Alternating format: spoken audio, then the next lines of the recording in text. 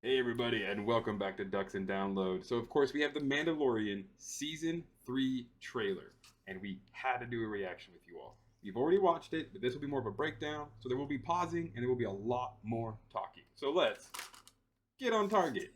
No. Shrink this down. We're so little. It's so Alright. Be helpful when I can hear things. I can hear. It's a beautiful first start, though. Yes. So yeah, we have a beautiful shot here with about seven Mandos. Looks almost like a Nevada kind of rural deserty vibe. Don't know if that could be Mandalore or maybe the outskirts. Watch, it's gonna be Tatooine. I swear. I mean, it would make sense. So honestly, it would. That is when you zoom in. It looks like this figure here is Bo. Yeah. This figure here is Paz, but this one, just the stance of his arm and the way his head is, that does look like Din.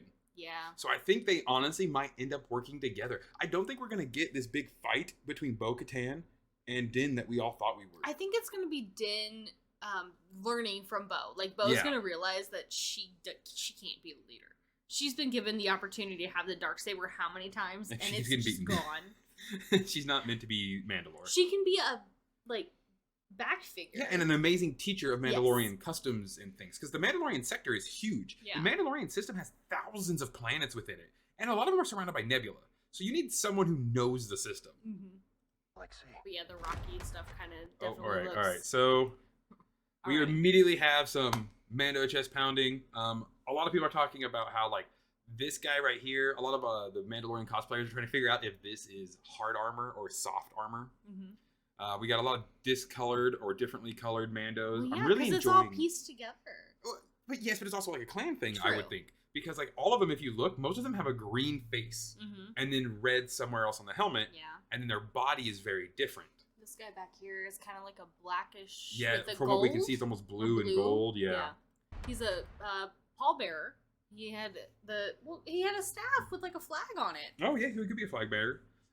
This right here. There's the sigil of Clan Eldar, which we see in the Rebels when Sabine gives the saber to Bo-Katan. And then there's some more blue back here. Yeah, we got some more blue here. And then this green that looks familiar, but it's only because it's the color you use. Yeah, it's exactly the color I use. So, hey, my color's canon, yay! I mean, his helmet right there. Yeah. What are we?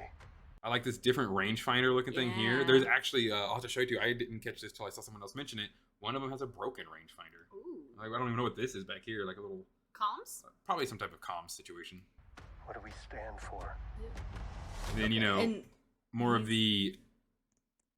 More Mandos. We get two of the Night Watch. Yeah, so these are definitely females. Look more the owl. Night Owl, Night Owl. We have still never seen... Yeah, we have still never seen a Night Owl on a male. It's pretty much seeming that this style of helmet here is more male-centric. And this one's more female-centric. It would kind of make sense. Females do kind of have a more narrow face than us big old brain dudes. It is not brains. It's all hot air. I don't know. Yours is pretty hard. So starting off with the Naboo fighter. I love this fighter so much. It's so pretty. Being a just the colors going in hyperspace is so gorgeous. Right. You also have to know how to navigate the galaxy. That's gonna be a big part of it, I feel. Yeah, a lot of him teaching Grogu how to be a Mandalorian. Well, no, I was thinking the navigation. Because how many missions has he been on? He's done a lot of traveling. That's not what he means, though. He means navigate, like, what he's talking about is not literally navigate the universe. It's how to navigate as a Mandalorian. Okay. He is teaching him cultural stuff. That's why, in the next scene, he says... That way, you'll never be lost. It has nothing to do with him teaching him how to fly. Okay. It's him teaching him how to be on his own, because most Mandalorians are very solo act. Okay. I disagree. I mean, I think that is a good part to it, but I do also think that it might be some kind of piloting. Because he may need to go off on his own. Bro's also still like 3. I know. He's not flying nothing. Oh, I know. So we're back on Navarro. Cool. It's a white a protocol droid. Yeah.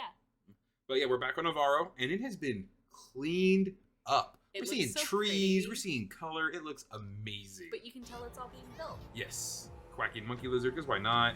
Hold on, I gotta look at that drip. Guys, He's so gorgeous. Look at that. This guy looks like he's right out of the High Republic. Oh, look at the Twi'leks behind him. Yeah, you didn't see those? No. Yeah. I was looking at him the first time. Yeah. There's like this band of aliens, 2 Twi'leks, a Gan, and I don't know exactly what that is right now. But we have another protocol droid and Grief Karga, who I'm assuming is like a magistrate, like he's full gotta on be now governor or something. or He's really high up there and just dripping. I wonder how many years have passed now. Right. So this is a crazy storm. I've heard a few other speculations that I really enjoyed. Is this might actually be a nebula. This could be a planet, or this could just be the journey into Mandalorian space. And then my brain goes to, what other water planet do we know? Besides Camino, right? I mean, there's Manon, or there is like the home planet of the Aqualish and Mon Calamari.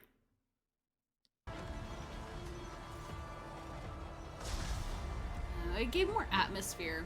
Yeah, and then we're back to the armorer. Last we saw her, she made a tiny helmet. Now it looks like she's working on a small pauldron, maybe for foundlings. Mandalor, so that I may be forgiven for my That shot, that alone, I started crying. See, because now I'm imagining the old capital was right here. So like Satine and Darth Maul and all that stuff took place here. Whereas now I would imagine they're on the outskirts. That looks green though, doesn't it? Maybe the glassing brought more life back. When I don't know. Glass a planet, you do that to not let it. I know, live. But it's because we kind of see so though much done. Later on, we'll kind of see some green crystals. I wonder if glassing the planet turned it greenish. Maybe. Our 5 unit. Man, he stepped up. He got a droid piloting his stuff now, or helping with him. He doesn't hate droids as much anymore. R5, that R5 is actually supposed to be an Easter egg as well. It is the R5 that blew its motivator in A New Hope. This is the way. Yep. Oh, Grogu hits the button. Danger's happening out there, and by the time it becomes big. So, Coruscant! yes, we're on Coruscant. In between those 2 scenes, if you go to Disney Plus, it's just hard to stream from Disney Plus. I get it. There's actually a hidden scene right in there in those brief few seconds of a Star Destroyer, which looks like it's on Coruscant. In a shipyard. In a shipyard. More than likely being disassembled, because we get that even in Fallen Order, you see the Empire dismantling Republic ships. So they're going to just reuse the parts. Why throw all that away? Right. Big enough for you to act. See, this is what I'm talking about. Okay, yeah. See how green everything is? That could be. I'm thinking it's the glassing. Yeah. Especially if it's been glassed how many times? This, though. This is going to be so good. We're going to get history, guys. I really feel like we're going to get a lot of history in this season. We need to. We need to. We don't have any legitimate source of Mandalorian history beyond the Night of 1,000 Tears or what we see in Rebels and Clone Wars.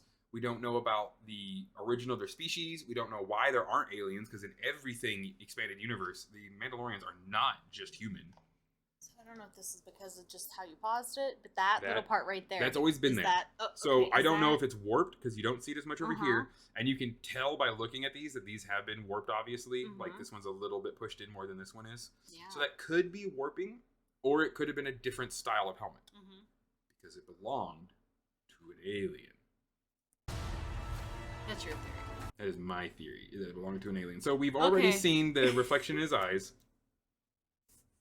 Of course, we're going back to Order 66. The number one thing being talked about right now in content is why.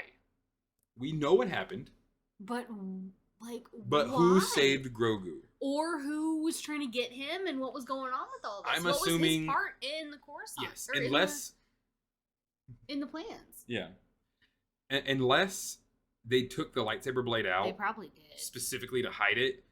It's either a clone trooper burning through there, or it's Anakin. Because that's the only other person that would be doing that at that time. Right. It's the 501st and Anakin in the temple at this moment, aside from the Jedi and Younglings. So we're going to finally hopefully get to see who saves Grogu.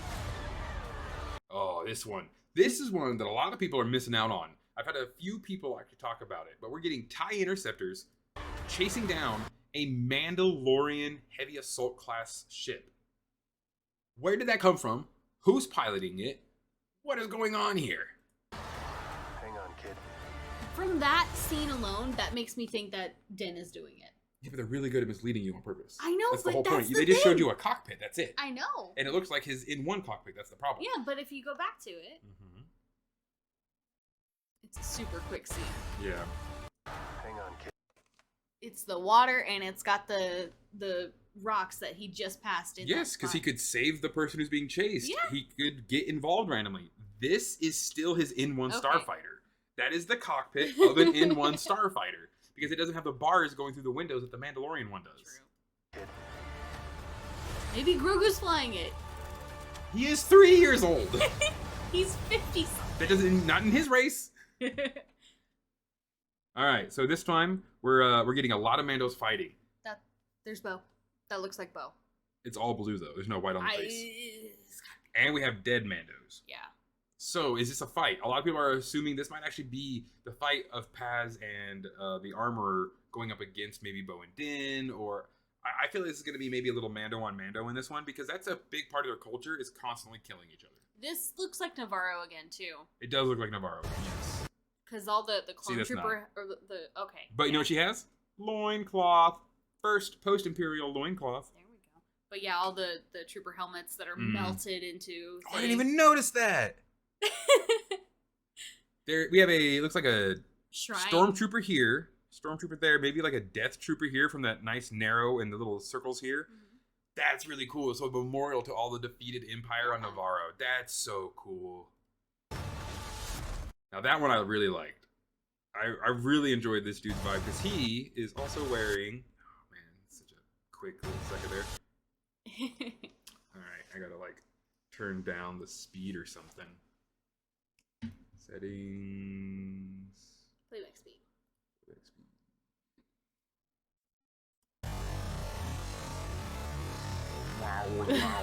There we go. This guy right here. So, he's wearing a soft pauldron, much like a ARC Trooper style. Green here, but silver here, orange. So he has hard armor underneath. He has a nice zip line. But it's really cool to see that pauldron come back. And of course. It's just amazing. It was so cool that we got to see more of Babu Frick's race, which again, the name slips me. You can read a lot more about them in the Phase 1 High Republic book. I believe which one is that? Midnight Horizon. Yes, that one has a lot more of his species in it, and they kind of like talk about them more. I'm, of course, blanking on the name the second I do a video. And then this part. And then this. This and okay, so this is the green. Yep. So this so is we're on Mandalore. Mandalore again. Look how everything is so smooth. That's been glass. That's glass. Yeah. So they're heavily leaning in. So I imagine getting glass once, getting hit again. That'll make some crazy stuff. Right. Now, what's he holding?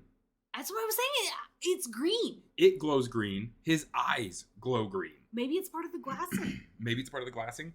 So, but that means there's something maybe living on Mandalore still. Probably something underground. That's the only way anything would survive, deep underground. The only things, I shouldn't say only things, my number one theory is that this is a Taung. The Taung are the original Mandalorian species kicked off of Coruscant by the humans. They are almost an in-between of humanoid meets like reptilian insectoid, very large forehead, very thin eyes, which create the classic T-visor. That's why they wore that. Mandalore the Ultimate, all those Mandalores and a lot of the Mandalorians from the Old Republic are Taung. They eventually just kind of get wiped out through war the Mandalorian way. But this is a creature we've definitely never seen before. Thick. It's a very thick creature, very strong looking. I mean, look at the leg muscles. Mm-hmm. Big head with 2 sets of forward-facing eyes. That are predator. Glowing. So it is definitely a dark predator. Glowing eyes usually represent... Not predator, but a predator species. Yes. Yeah. Yeah, not a predator. I was like, what are you talking... Oh, yes, not a predator, but a predatory species. Because, eyes in the front of its head. But it's sadly meeting the bigger predatory species. This is the way. And then, just... Because the thing falls. Yep, he's got webbed-ish feet. I might have to do the playback again. Okay, yep. There's a better look at it. Oh, yeah. It's almost like a... It's a dagger. Yeah, tool. Maybe? It's some type of a tool maybe made out of the glass. But this is some primitive species living on what I believe is Mandalore. But they could only survive deep underground. Now, what if the Taung species, because they're the ones who eradicated the mythosaurs, They are the ones who literally created Mandalor and Mandoa. What if a sect of them went underground? Maybe they didn't appreciate how their other counterparts started wearing armor. They're like, no, we should keep wearing nothing but fur and the things we've killed. And they went deep underground. And like most things that go way deep underground, regress for some reason. Like a lot of the old horror movies, or just like in general species, when you live in these dank, dark environments, you care more about survival than advancement. So this could be Taung species. This could be the original Mandalorians. And maybe whenever... Yeah, this could be the original Mandalorians that started everything. And maybe because of all the heavy secondary glassing, they found a way out. Right. They were released from their earthen prison, and now they're going to try to retake Mandalore. And because of them coming out, there will be a mythosaur. And there will be, exactly. And there will be the last mythosaur, which was their god or something. Yeah. Oh. We're finally going to get so much cultural stuff, I think, in this season. But I just love how Grogu comes out of this just like... Get away from me. Nah. I'm trying to see if I can... Oh, man, yeah. I thought it zoomed in on the knife, but it doesn't. But anyway, guys, yeah, that's Season 3. Mandalorian, March 1st. Woo! I'm so excited. Ecstatic. I am so ready for this. Now, because they showed us so much in this trailer, how much are they not hinting at or showing? Because this was a lot. This was a lot, and there's always more. They always leave behind a lot more because, of course, they have to keep everyone interested. But it's just so crazy. It is. It's absolutely. Go back to the Grogu one. Which? No, with the flying. Yeah. So. Kid. What about it? I don't know. It looks like he's piloting.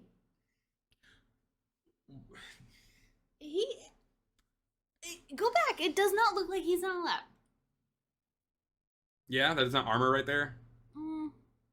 That's not his brown neck piece around his armor. I don't think it is. It is. He's too young to fly. I don't think so. He can barely hold himself up. If he can choke people and has the consciousness... You mean with the Force? You know what you can't do? Pull back an 8-pound stick if you can't lift it. It would be, it would be extremely challenging for him to fly with the Force or without. But, okay, I won't say it's impossible. I definitely don't think he's flying, though. Okay. But, more importantly... Anyway, guys, thank you so much for joining us. Of course, in the comment section down below, what do you want us to get out of the season the most? Thank you all so much for stopping by. Have an amazing rest of your day, and as always, may the Force serve you well.